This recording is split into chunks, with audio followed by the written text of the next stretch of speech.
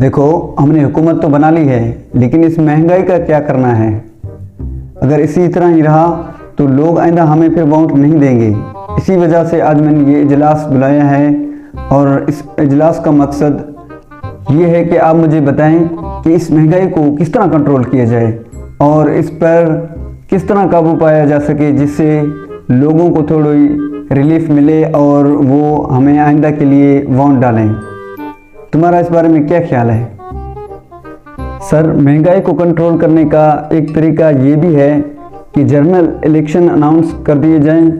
इससे ये होगा कि लोगों में एतमाद आ जाएगा और जो मनी सर्कुलेशन है वो भी दोबारा से स्टार्ट हो जाएगा, जिससे महंगाई में काफ़ी हद तक कमी हो सकती है।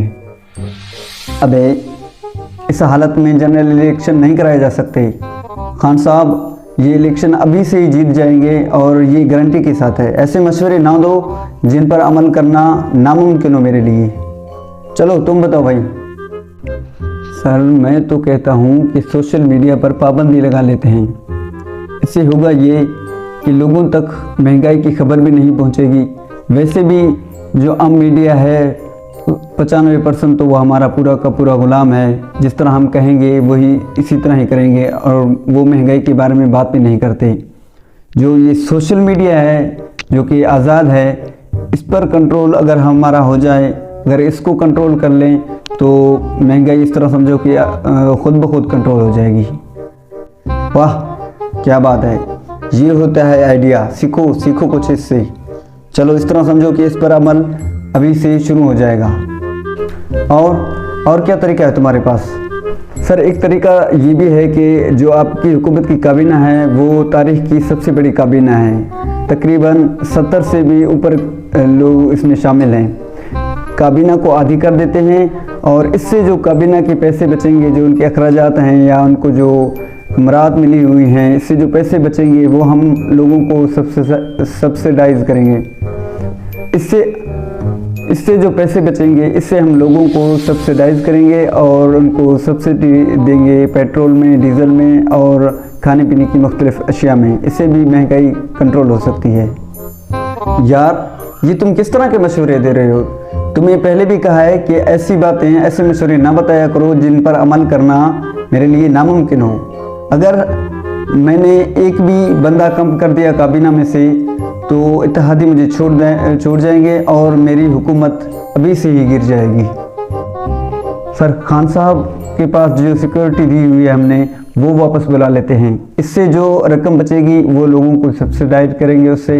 और वैसे भी खान साहब को सिक्योरिटी की कोई ज़रूरत नहीं है, क्योंकि उनके पास जो उनके अपनी आवाम और जो उनके रहनुमा हैं वो उनकी हिफाजत कर लेंगे। मुझे तो यही ठीक लग रहा है। भाई वाह, क्या बात है। सीखो, बार बार कह रहा हूँ, सीखो कुछ इससे। इस तरह काम नहीं चलेगा जिस तरह के मशवरे तुम मुझे दे रहे हो। ठीक है।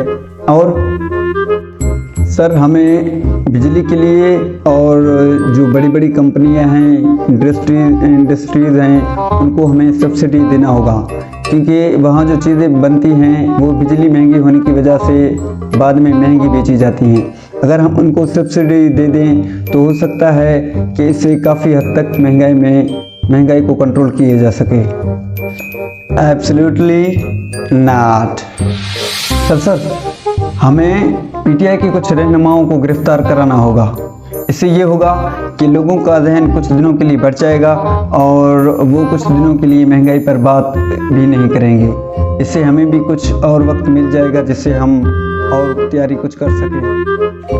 शाबाश, मुझे फ़ख्र है बेटे तुम पर। शाबाश, इसी तरह काम करते रहो। और बताओ, और क्या कर सकते हैं? और सर, हमें एक बड़ी महंगाई करनी होगी।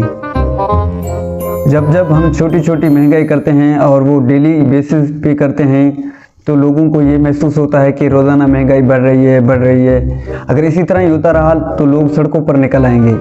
हमें ये करना है कि एक तरतीब निकालते हैं और एक बड़ी महंगाई की बम फेंकते हैं। इससे ये होगा कि लोग ये समझेंगे कि अब एक बड़ी महंगाई आ गई है, इसके बाद सस्ते की तरफ आएंगे हम, महंगाई नहीं होगी।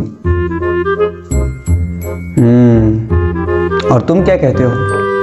नहीं सर, मुझे ऐसा नहीं लगता कि हमें बड़ी महंगाई करने की कोई ज़रूरत है। अगर हमने इस तरह किया तो लोगों में गुस्सा बढ़ जाएगा और वो सड़कों पर निकल आएंगे। मेरा एक ये भी मशवरा है कि आप अपने मियाँ साहब के और जरदारी के जो पैसे बाहर हैं वो फ़िलहाल पाकिस्तान में वापस बुला लें। इससे पैसों की सर्कुलेशन जारी हो जाएगी और जो डॉलर की कीमत है वो भी थोड़ी बहुत गिर जाएगी। और बाद में सर आपका क्या, आप सूद समेत वापस ले लीजिएगा। गद्दार।